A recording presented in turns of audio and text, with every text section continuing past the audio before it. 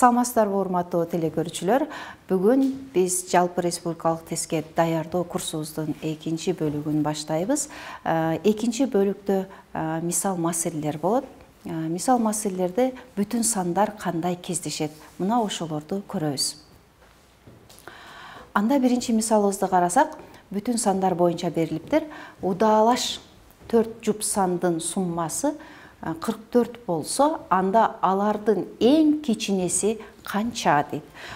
Экинчи бөлүктө мына ушундай тесттер болот. Бул тесттерди кантип чыгарабыз? Ал үчүн бүтүн сандар боюнча түшүнүгүбүз кеңири болуш керек.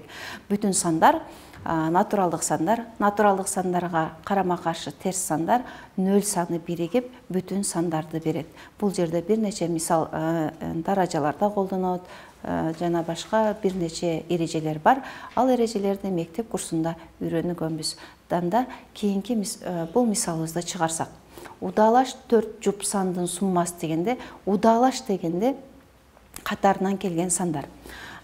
Суммасы 44 болсо, анда ал сандардын эң кичинеси канчага барабар дейт. Бул мисалды иштеп атканда биз жөнөкөй жолун карайбыз.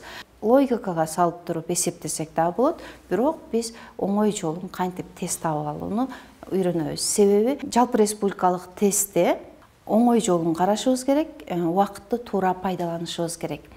Бул жерде 44-тү 4 жуп сан дейт. 4 жуп сан дегенде 4кө бөлөбүз. 11 бул тең ортосу, 4 сандын тең ортосу келип чыгат. Тең ортосу келип чыгат. Бизде жуп сан дегендиктен 12-ни алабыз. Же 10-ды алабыз. 10-ды ала турган болсок чыкпай калат экен.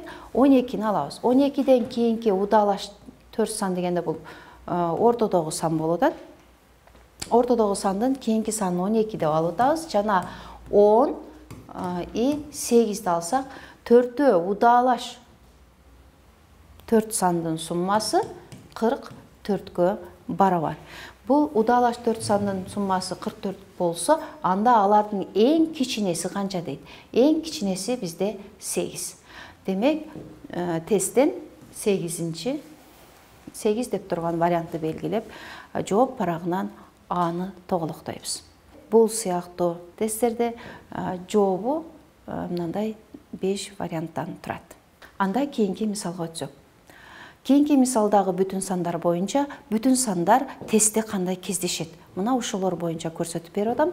Эгерде А так сан болсо, анда төмөндөгү сандардын кайсынысы жуп сан болот дейт. Бул мисалыбыз бүтүн сандарда так сан, жуп сан эрежесине берилген. Так сан, жуп сан эрежесин силер 6-класстан баштап үйрөнүп келатасыңар. Демек бул жерде эсептей турган болсок, А бул так сан деп берилиптир. Демек, A'быз так сан болсо, ар бир вариантты эсептеп чыкканга туура келет. Демек, А бул так сан болсо, так санга жуп санды коссок, так сан чыгат. Так сандын даражасы так сан чыгат. Ал эми 3 бул так сан. Так санга так санды көбөйсөк дагы так сан чыгат. Бул жерде эсептеп келсем, так сандын квадраты кайра эле так сан чыгат. Ал эми так санга жуп санды кошо турган болсок,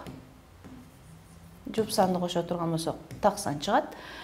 Кийинки Г'ны вариантын эсептей турган болсок, так сандын 3-чү даражасы, так сандын канчанчы даражасы болсо деле кайра эмне болот? Так сан чыгат. Ал эми кийинкисинде болсо, так санга так санды коссок, жуп сан чыгат. Демек, бизде жообузда төмөндөгү сандардын кайсынысы жуп сан болот деген. 5-чи вариантка келебиз. Дсы бизде туура жооп болуп эсептелинет. Мына ушинтип эсептеп алабыз. Бул мисал маселелерде кездешкен мисалдардын бири. Анда кийинки мисалыбызды карайбыз. Кийинки мисалыбыздагы бүтүн сандар боюнча x жана y бүтүн оң сандар дейт. Бүтүн оң сандар дегенде, демек, натуралдык сандар деп эсептесек болот. Эгерде 5x кошу 4y барабар 32 болсо, анда 4х кошу 5y канчага барабар дейт. Буну эсептеш үчүн биз албетте мына шартты эске алабыз. Бул жерден биз y-ды таап ала турган болсок, 5х-ты бул жака алып өткөндө минус белги менен өтөт. 32 минус 5х бөлүнгөн 4 болот. Бул жерде биз жөнөкөйлөтүп жаза турган болсок, 32-ни 4кө бөлөбүз. Кемитүү 5х бөлү 4 деп жазып алсак болот. Себеби бөлүмү ар бир алымындагы санга барабар бөлүмү боло алат. Демек 32-ни бөлө турган болсок 8, кемитүү 5х бөлү 4 деп жөнөкөйлөтүп алгандан кийин бул жерде бизде бүтүн оң сан чыгыш керек. Бүтүн оң сан дейт. Демек, x-тын ордуна кайсы сандарды коебуз? X-тын ордуна койгондо 4кө бөлүнө турган сандарды коебуз. Мисалы, x-тын ордуна 4-тү койсок, y-ыбыз канча чыгат? X-тын ордуна 4-тү койсок, 4-тү 5-ке көбөйсөк 20, 20-ны 4-кө бөлсөк 5, 5-тен 5, 8-ден 5-ти кемиссек 3. Анда y-ыбыз 3-кө барабар болду. Мына ушул сыяктуу эле кийинки дагы бир сан коюп көрөлү. Кийинки саныбыз бул жерде 4, 3 болуп атат. Демек, мына жерге койсок, 4-тү x-тын ордуна 4-тү койсок 20, 3-түн ордуна y-тын ордуна 3-тү койсок 12, 20-га 12-ни койсок 32. Шартты канаттандырат.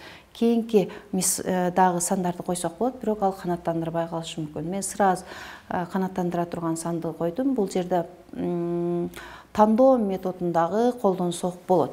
Анда ордуна коюп эсептей турган болсок, 4-тү көбөйтөбүз, x-ыбыз 4 чыкты, 4-тү көбөйтөбүз 4кө, кошобуз 5-ти көбөйтөбүз 3кө, барабар 16 кошу 15, барабар 31. Биздин варианттан Г вариантында 31-чи деген саныбыз турат. Демек, бул мисалдарды мына ушинтип иштесек болот. Анда кийинки мисалга өтсөк. Бул дагы бүтүн сандар боюнча. Мен бир нече бүтүн сандар боюнча ордуда кездеше турган мисалдарды алганмын. Бул жерде 4-чү мисалыбызда эгерде А, Б, С удаалаш бүтүн сандар болсо, анда төмөндөгү берилгендердин кайсынысы туура дейт. Так сан, жуп сан жана 3кө бөлүнө турган сан дейт.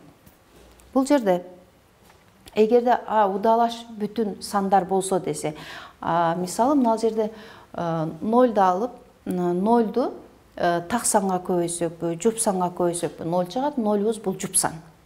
Бул бир эже. Бул дайыма эле не болбойт, аткарыла бербейт экен.